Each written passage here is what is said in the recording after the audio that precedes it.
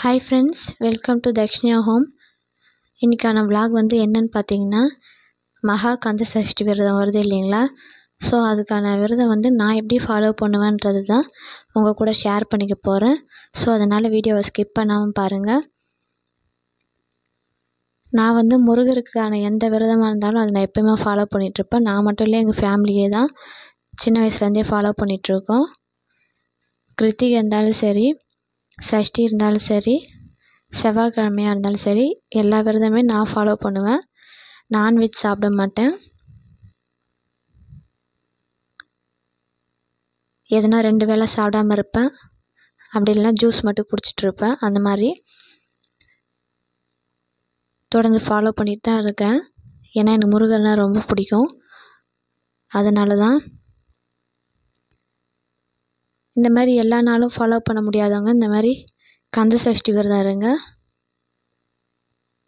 அதனால் எனக்கு தெரிஞ்ச என்ன நல்ல பலன்கள் இருக்குன்றதையும் நான் ஷேர் பண்ணுறேன். இப்போ 2024 வந்து நவம்பர் 2லேருந்து 7ஆம் தேதி வரைக்கும் இருக்குது. இந்த 6 நாளுமே வந்து பார்த்திங்கன்னா, காலையிலே குளிச்சுட்டு பூஜை ரூமை முன்னாடியே க்ளீன் பண்ணி வச்சுக்கோங்க. சாமி முருகர் ஃபோட்டோவுக்கு க்ளீன் பண்ணி மஞ்சள் குங்குமம் வச்சு பூ போட்டு முருகர் எதிர்க்க வந்து நான் வந்து 2 விளக்கு, நெய் விளக்கு, அப்படி இல்லைன்னா நெய் இருந்தால் நெய் ஊற்றிக்கலாம், அப்படி இல்லைன்னா வந்து நல்லெண்ணெய் ஊற்றிக்கலாம். பஞ்சு போட்டு விளக்கேற்றிப்பேன். நெய்வேத்தியமாக வந்து பார்த்திங்கன்னா, நம்மக்கிட்ட என்ன இருக்கோ நான் அதை வச்சு தான் நான் வந்து படைச்சிக்குவேன். பழம் இருந்தாலும் பழம் வச்சுக்கலாம், அப்படி இல்லைன்னா எது வேணாலும் நம்ம யூஸ் பண்ணிக்கலாம்.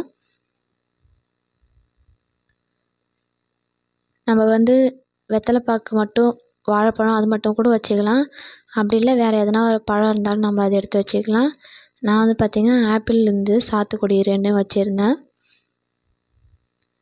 நீங்கள் வேறு எதனா வந்து சக்கரை பொங்கல் இந்த மாதிரி செய்யணும், இல்லை கேசரி செய்யணும், எது செஞ்சுருக்கீங்க, அப்படி இல்லைன்னா பால் மட்டும் கூட நம்ம காய்ச்சி வச்சுக்கலாம் நெய்வேத்தியமாக முருகருக்கு.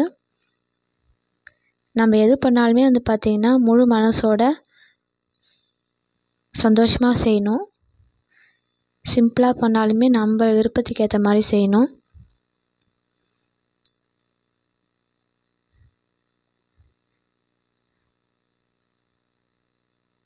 சாமிக்கு பிரசாதமாக எடுத்து வச்சுக்கிட்டு முன்னாடியே வந்து பார்த்திங்கன்னா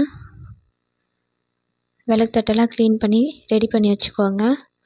6 நாளுமே க்ளீன் பண்ண மாட்டேன் நான் வந்து எதனா 2 நாள் தான் நடுவில் க்ளீன் பண்ணுவேன்.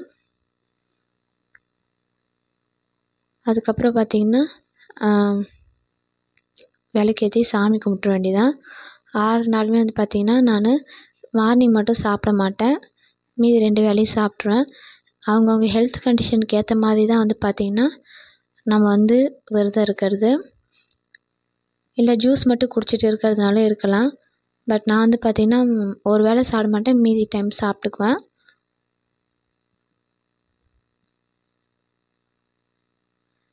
இந்த விரதம் இருக்கிறதுனால வந்து பார்த்திங்கன்னா நமக்கு கடன் பிரச்சனை இருந்தாலும் அது சரியாகும், எதிரிகள் தொல்லை இருந்தாலும் அது நீங்கும், முருகரோட எல்லா அருளும் நமக்கு கிடைக்கும், நல்ல வேலை கிடைக்கும்.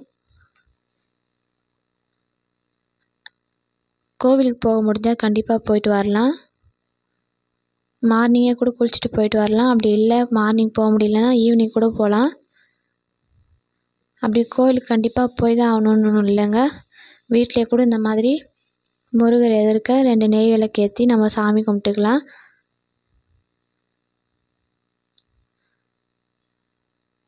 ஆனால் வந்து பார்த்திங்கன்னா நான்வெஜ் சாப்பிடாம விரதம் இருங்க. அந்த 6 நாளும் அதுவே போதுமானது. முழு மனசோட நம்பிக்கையாக இருக்கலாம். கண்டிப்பாக அப்பனோட அருள் நமக்கு கண்டிப்பாக கிடைக்கும். இது வரைக்கும் இந்த மாதிரி பண்ணாதவங்க இந்த வருஷம் ஃபாலோ பண்ணி பாருங்கள்.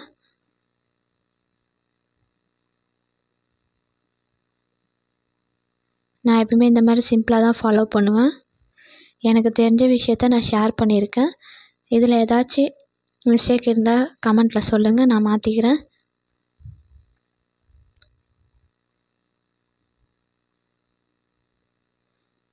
அதுக்கப்புறம் பார்த்திங்கன்னா சாமியை கும்பிட்டுட்டு ஈவினிங் கோயிலுக்கு போகிறனால போகலாம், அப்படி இல்லைனா மார்னிங் கூட போகலாங்க. இந்த வீடியோ பிடிச்சிருந்ததுன்னா லைக் பண்ணுங்கள், ஷேர் பண்ணுங்கள், உங்கள் ஃப்ரெண்ட்ஸுக்கு ஷேர் பண்ணுங்கள், சப்ஸ்கிரைப் பண்ணுங்கள். தேங்க்ஸ் ஃபார் வாட்சிங் ஃப்ரெண்ட்ஸ்.